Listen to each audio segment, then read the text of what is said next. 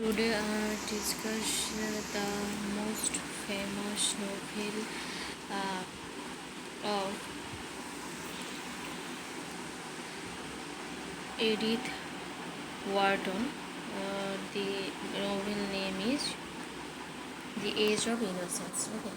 So, The Age of Innocence is a 1920 novel by American author Edith Wharton. It was her eighth novel and was initially uh, serialized in 1920 in four parts. In the magazine Pictorial Review later that year, it was released as a book by D. Appleton and Company. It won the 1921 Pulitzer Prize for Fiction, making Wharton the first woman to win the prize. Though the committee had initially agreed to give the award to Sinclair Lewis for Main Street, the judges, in rejecting his book on political grounds, established Wharton as the American First Lady of Letters. The story is set in the 1870s in upper class, Gilded Age, New York City. Wharton wrote the book in her 50s after she was already established as a major author in high demand by publishers. Major characters there that is Newland Archer, the story's protagonist, is a young, popular, and successful lawyer living with his mother and sister in an elegant New York City house. Now, another character is May Welland. So, Newland Archer's fiancée, then wife. Okay, then May Welland. Then we go May. Sorry, let's repeat it here. Okay. Then the character is Olenska. Ellen Olenska, May's cousin, and Mrs. Manson, Mingott's granddaughter. Okay, I don't want to read the whole description or details in the character because of the video take too much time for that. Mrs. Manson Mingott, Mrs. Manson Mingott, the matriarch of the powerful Mingott family and grandmother to Ellen and May. Then Mrs. Augusta Welland, May's mother, who has raised her daughter to be a proper society lady. Okay. Now the minor characters are Ellen. Okay, they invite her to a very exclusive party in honor of the Duke of Saint Austria uh, to show society that they support her. The next, Mr. Later Blair, the senior partner of Archer's law firm. Okay. Then Mrs. Rushworth, the then married woman with whom Archer had an affair before his engagement to May. Need Winsett, a journalist. Now we go through the Reggie Shivers, an important member of society. Then the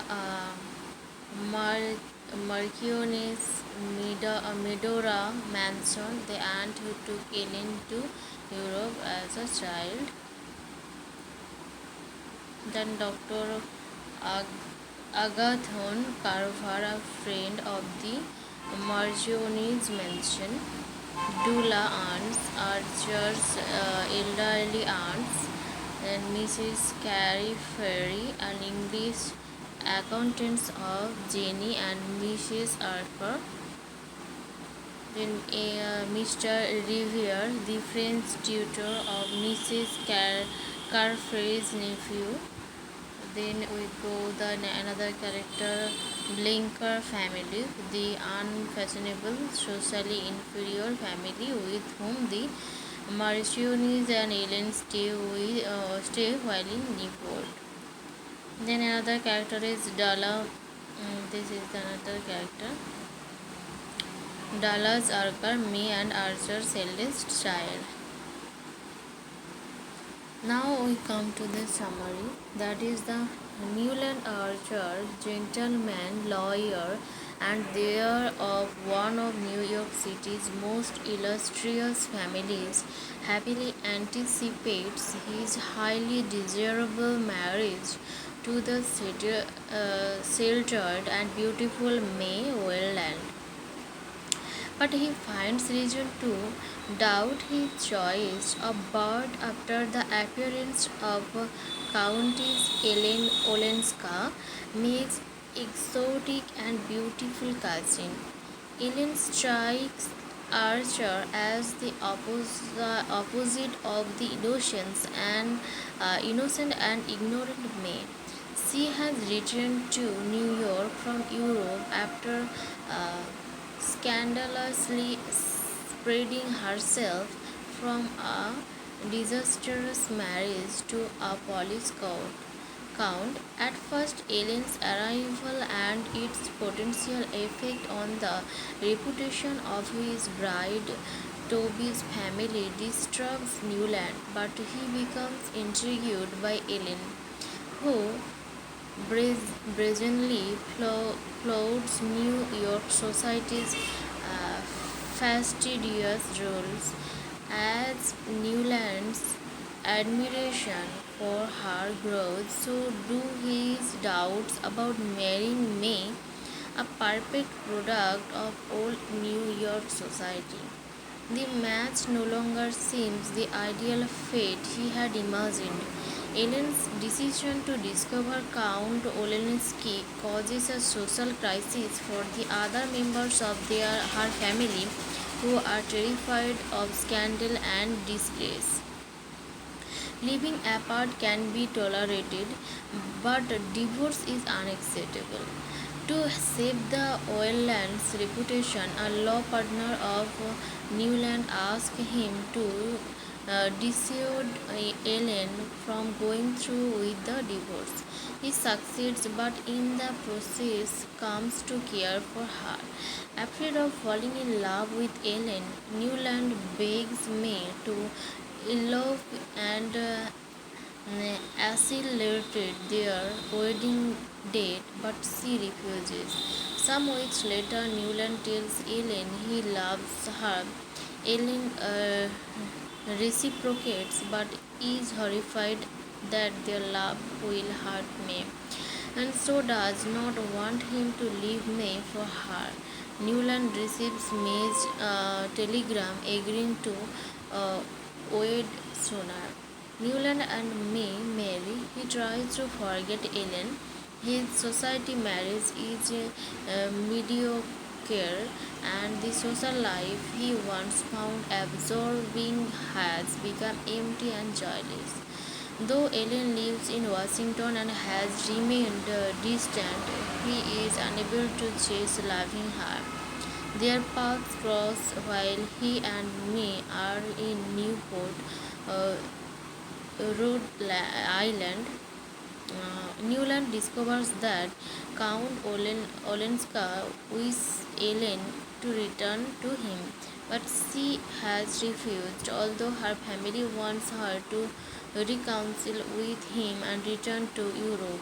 Frustrated by her independence, the family has cut off her money as the Count had already gone. Newland obviously seeks a way to leave May and be with Ellen, despairing of ever making Ellen his wife. He urges her to run away with him, but she refuses. The Ellen is recalled to New York City to care for her sick grandmother. who accepts her decision to remain separated and agrees to reinstate her allowance.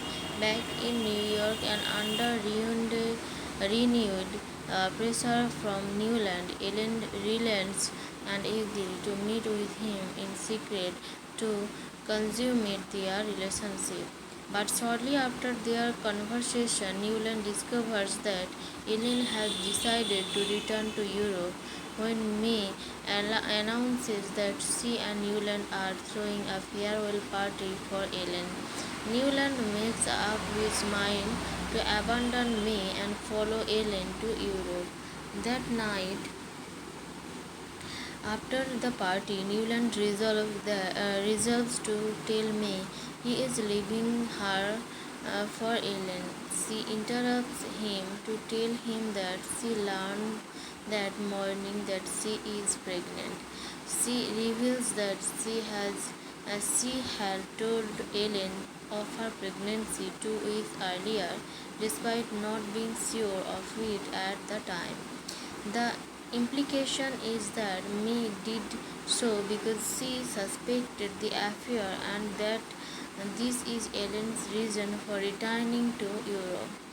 Hopelessly trapped, Newland decides to remain with May and not to follow Ellen, surrendering his love for his child's sake.